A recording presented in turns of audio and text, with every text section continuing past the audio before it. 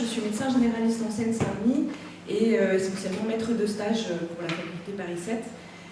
J'accueille donc des internes et des externes et j'essaye de les sensibiliser beaucoup à ces questions. J'ai des difficultés majeures avec les étudiants de second cycle. J'ai des étudiants de 5e année qui sont quand même exposés et qui n'ont aucun sens critique par rapport à ça. J'essaye d'éveiller ça en eux en disant d'accord, tu vas au buffet, tu manges, mais tu ne vois pas la présentation. Est-ce que sur le buffet, tu as vu des cartes de visite avec des logos? Oui, je les vois, mais je ne me souviens même plus qui c'est.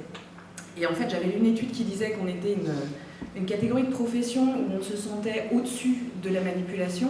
Je trouve que ce phénomène s'atténue pendant les études parce que mes internes sont plus critiques vis-à-vis de ça. Alors avec Gabriel, peut-être que l'objet de sa thèse va être d'essayer de déterminer quels sont ces éléments qui font que les étudiants prennent du recul. Mais vraiment, je trouve qu'en second cycle, il n'y a aucun recul par rapport aux influences subies et que j'ai du mal à défaire ces mécanismes justement de dissociation mentale. Je fais des petits exercices avec eux où je leur dis eh ben là, tu dois instaurer une statine, qu'est-ce que tu mets? Et ils ne se rendent pas compte qu'ils me sortent un médicament qui n'est pas celui qui est recommandé en première intention parce qu'ils sont exposés à une forme d'influence. Voilà.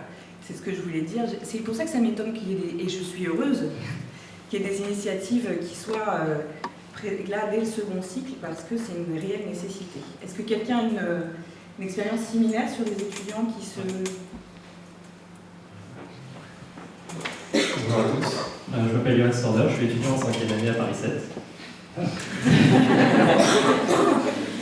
Et donc, moi je voulais vous dire, je suis impressionné de voir autant de monde en fait, qui soit concerné par le sujet. Moi j'ai été sensibilisé en autodidacte, en fait, je suis tombé sur le site d'un médecin anglais qui s'appelle Goldacre, je ne sais pas si vous connaissez, qui parle un peu de tout ça. Et vraiment, on n'a pas de visibilité.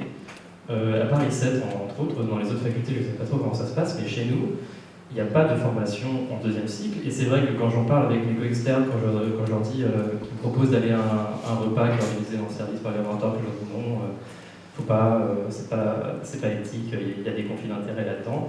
Ils disent non, c'est un repas, tout ça. Et effectivement, il n'y a aucune notion pour eux du fait que même s'ils ne prennent pas de carte de visite, même s'ils ne savent pas de quoi parle le visiteur médical, il peut quand même y avoir une influence.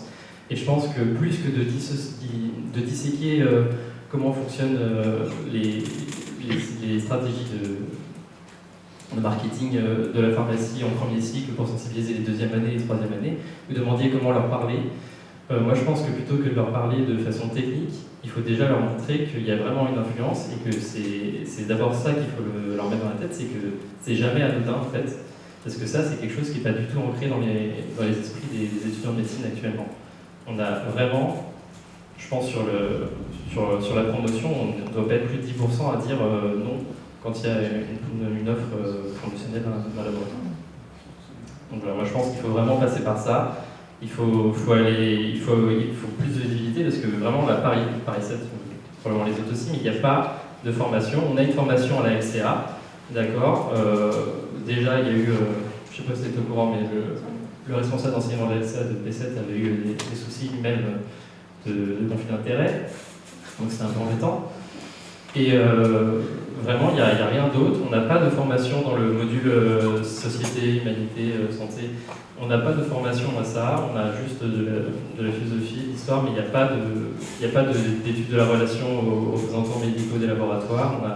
On a vraiment, moi je trouve ça assez désespérant. Voilà. Donc j'espère que ça bouge assez vite.